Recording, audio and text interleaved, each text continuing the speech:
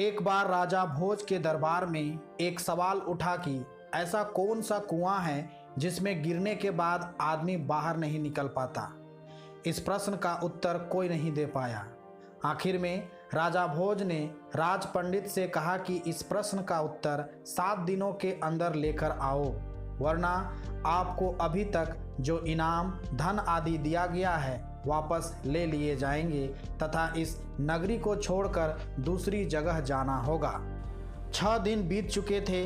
राज पंडित को जवाब नहीं मिला था। निराश होकर वह जंगल की तरफ गया।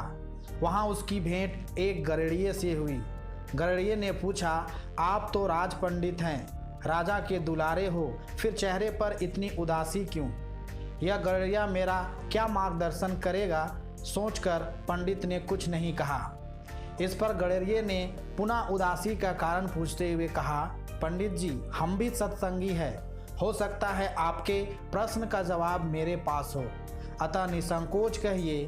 राज पंडित ने प्रश्न बता दिया और कहा कि अगर कल तक प्रश्न का जवाब नहीं मिला तो राजा नगर से निकाल देगा। गडेरिया बोला, मेरे पास पारस है, उससे खूब सोना बनाओ। एक भोज क्या, लाखों भोज तेरे पीछे घूमेंगे। बस पारस देने से पहले मेरी एक शर्त माननी होगी कि तुझे मेरा चेला बनना पड़ेगा।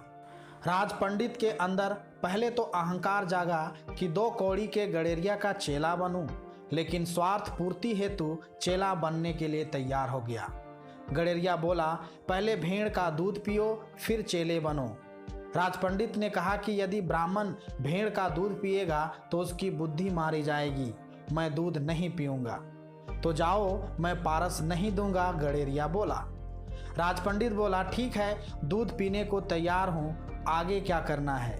गडेरिया बोला, अब तो पहले मैं दूध को जूठा करूँगा, फिर तुम्हें पीना पड़ेगा। राज पंडित ने कहा, तू तो हद करता है, ब्राह्मण को जूठा पिलाएगा? तो जाओ, गडेरिया बोला। राज पंडित बोला, मैं तैयार हूँ जूठा दूध पीने को। गडेरिया बोला, वह बात गई, अब तो सामने जो मरे हुए इंसान की खोपड़ी का कंकाल पड़ा है उसमें मैं दूध दोहूँगा, उसको जूठा करूँगा, कुत्ते को चटवाऊँगा, फिर तुम्हें पिलाऊँगा, तब मिलेगा पारस, नहीं तो अपना रास्ता लीजिए। राज पंडित ने खूब विचार कर कहा, है तो बड़ा कठिन, लेकिन मैं तैयार हूँ। गडेरिया बोला, मिल गया जवाब, यही तो कुआं है, लोभ का, तृष्णा का, जिसमें आदमी गिरता जाता है और फिर कभी नहीं निकलता। जैसे कि तुम पारस को पाने के लिए इस लोभ रूपी कुएं में गिरते चले गए। धन्यवाद।